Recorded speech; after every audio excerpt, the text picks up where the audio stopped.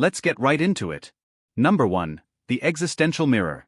Finally, we arrive at the grand finale, the ultimate reason your brain loves horrible things, the existential mirror. This is where all the previous points converge.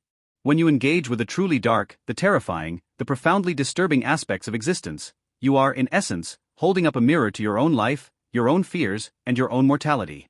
It's a stark, often uncomfortable, but ultimately vital confrontation with the fragility of life and the arbitrary nature of fate. Watching a documentary about a devastating natural disaster or reading about a senseless act of violence forces you to acknowledge that bad things happen, often without reason, and that you are not immune. This isn't about fear-mongering, it's about perspective. By confronting these horrible realities, your brain is subtly reminding you to appreciate the moments of peace, the connections you have, and the simple fact of your continued existence. It's a strange form of gratitude, born from the contemplation of its opposite. It's also a way to process your own anxieties about the unknown, about loss, and about the ultimate inevitability of things ending. By externalizing these fears through stories and media, your brain can grapple with them in a controlled environment, making them feel less overwhelming when they inevitably arise in real life. It's a dress rehearsal for the inevitable, a psychological inoculation against the harsh truths of the universe. So, the next time you find yourself drawn to the macabre, the tragic, or the utterly terrifying, remember that your brain isn't just being weird, it's engaging in a profound, albeit slightly twisted, act of self-reflection and existential processing. It's looking into the abyss, not to fall in, but to better understand the light. Because sometimes, to truly appreciate the good, you have to stare the bad right in the face. Number 2. The novelty nudge. Your brain is, at its core, an insatiable information sponge, and nothing gets its attention quite like novelty. And what's more novel than something truly bizarre, shocking, or dare we say, horrible? Think about it, a perfectly normal, sunny day is nice, but it doesn't exactly trigger a cascade of neurochemicals. A sudden, unexpected thunderstorm, however, with lightning cracking and thunder rumbling, will have your brain instantly alert, processing every detail. This isn't just about survival, it's about learning. Your brain is constantly seeking out new patterns, new experiences, and new data points to build a more comprehensive model of the world. And often, the most horrible things are also the most unusual, the most outside the norm.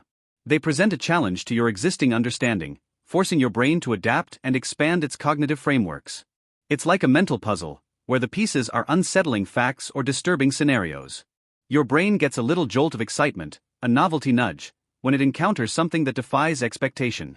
This can manifest as a fascination with true crime, bizarre medical conditions, or historical atrocities. It's not that you enjoy the suffering, it's that your brain is intensely curious about the edges of human experience, the outliers, the things that make you go, wait, that can actually happen? This drive for novelty is a fundamental aspect of human intelligence, pushing us to explore, discover, and understand, even when the subject matter is profoundly uncomfortable. So, the next time you find yourself captivated by a story that makes your stomach churn, remember that your brain isn't being perverse, it's just getting a healthy dose of intellectual stimulation from the utterly unexpected. Number 3. The cognitive reframe ritual. Ever had a truly awful day, only to scroll through social media and see someone else having an even worse day, or at least, a comically bad one? And for a fleeting moment, your own woes seemed a little less catastrophic? That, my friends, is the cognitive reframe ritual in action, and your brain uses horrible things as its primary tool. It's not about reveling in others' misery, but rather about gaining perspective. Your brain is constantly trying to make sense of your personal reality, and sometimes, it needs a benchmark, a point of comparison, to properly calibrate your emotional response.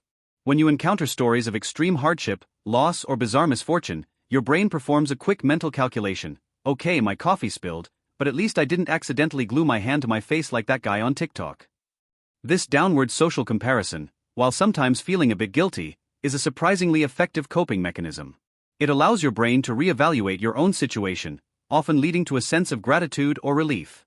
It's a psychological palate cleanser, reminding you that while your problems are valid, they might not be the absolute worst things happening in the universe. This isn't to say you should actively seek out tragedy to feel better about yourself, but rather to acknowledge that your brain instinctively uses these horrible data points to maintain a sense of emotional equilibrium. It's a bizarre form of mental yoga, where witnessing the extreme helps you find your center. So, the next time you're feeling overwhelmed, remember that your brain might just be looking for a little cognitive reframe, a reminder that even the darkest clouds have a slightly less dark lining somewhere. Number 4. The empathy engine kickstart.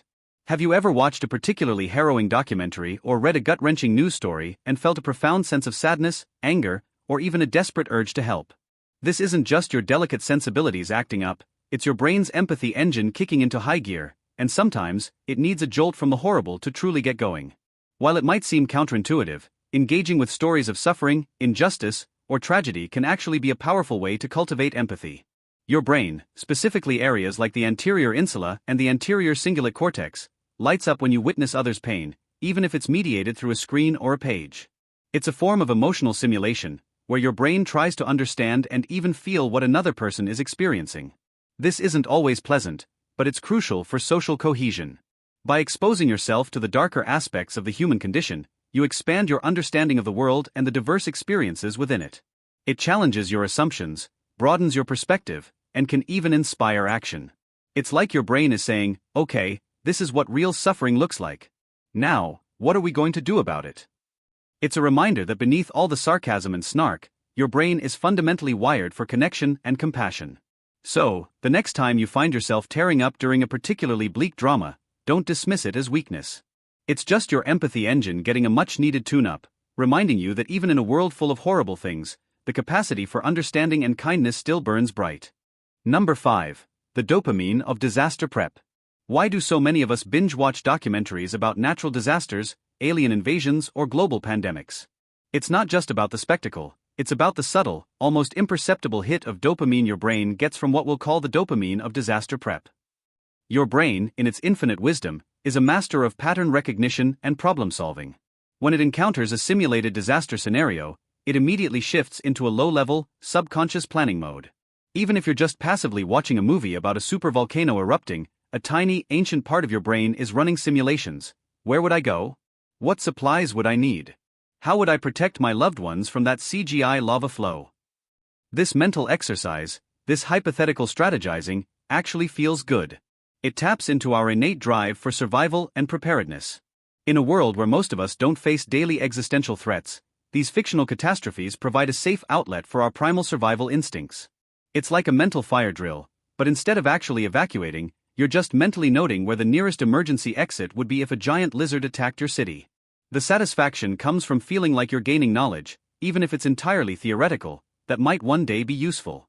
It's the same satisfaction you get from solving a puzzle, but with higher stakes, in your imagination at least. So, the next time you're glued to a show about the end of the world, don't feel guilty. Your brain isn't being morbid, it's just getting a little dopamine boost from pretending to be a post-apocalyptic survival expert. Basically, your nervous system is throwing a tantrum in your honor, but a productive one. That's all for today. I'll be making similar videos in the future.